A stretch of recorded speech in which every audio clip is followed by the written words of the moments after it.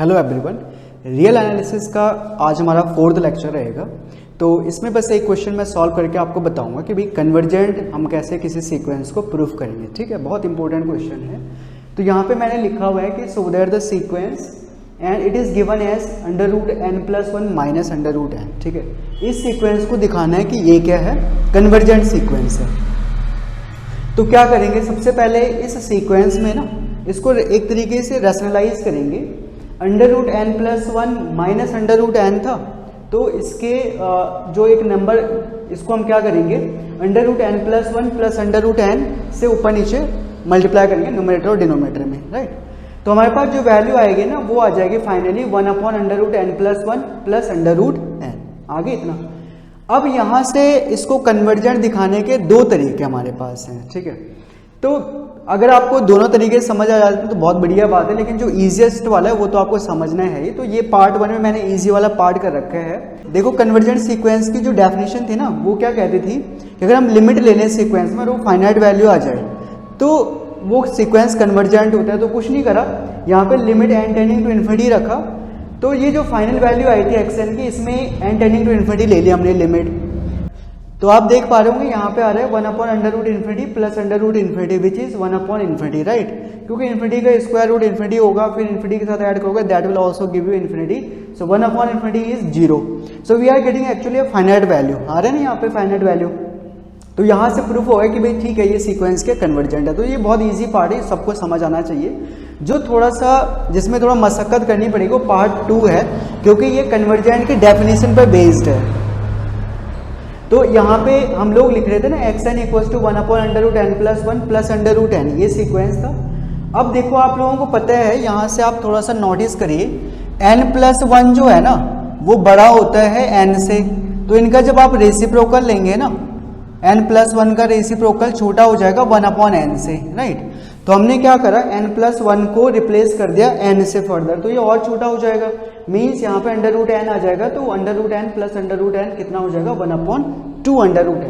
तो जो sequence xn है वो उसके जितने भी मेंबर हैं they are always less than 1/2√n। ठीक है, यहाँ तक समझ आ रही बात। अच्छा, अब हम क्या करेंगे, हम इसमें ना डेफिनेशन बनाने की कोशिश करते हैं कि xn - 0 हमें क्या दिखाना था। देखो, प्रीवियस लेक्चर में मैंने क्या बताया था, मैं यहाँ पे एक बार थोड़ा सा लिख देता हूँ कि कन्वर्जेंट होने के लिए जो डेफिनेशन थी वो थी xn minus let's say l, limit अगर इसकी l है, लेस देन होना चाहिए था एप्सिलॉन का for all natural number which are greater than some member let's say m से आगे के जितने भी मेंबर हैं वो l के करीब चले जाएंगे, उनकी l से डिस्टेंस एप्सिलॉन से छोटी हो जाएगी। सो वही डेफिनेशन यहाँ पे हम बनाने की कोशिश कर रहे हैं। xn - 0 करा, देखा तो ये लेस देन 1/2√n था। अब हम क्लेम करते हैं कि ठीक है भाई, ये जो 1/2√n है ना वो किसी एप्सिलॉन, कोई एप्सिलॉन ऐसा भी है जो इससे भी छोटा है, तो एप्सिलॉन लेस देन 1/2√n करा और चेक करते हैं कि क्या n की कोई वैल्यू हमें मिलेगी, कोई इंटीजर हमें मिलेगा। अगर मिल जाता है तो ये डेफिनेशन फुलफिल हो जाएगी हमारी, राइट। तो अब इसको सिंप्लीफाई करेंगे कि देखो एप्सिलॉन लेस देन था 1/2√n, दोनों तरफ हमने रेसिप्रोकल लिया तो इनइक्वालिटी रिवर्स हो जाएगी, 1/ε ग्रेटर देन हो जाएगा 2√n के। थोड़ा सा आपने क्या करना है, 2 से डिवाइड करके अगर स्क्वायर कर लें तो n ग्रेटर देन हो जाएगा 4/ε² के। ठीक है, अब इसका नेचर देखना है आपने कि भाई ठीक है, ये आ रहा था ना 4/ε²। एप्सिलॉन हमने कहा है मैथ में बहुत छोटा नंबर है। फॉर एग्जांपल आप ऐसा कर लो, एप्सिलॉन की जगह पर 1/1000 रख लो। ठीक है, रखा जा सकता है। तो इसकी वैल्यू देखो आप 1/ε² की, इट विल बी लाइक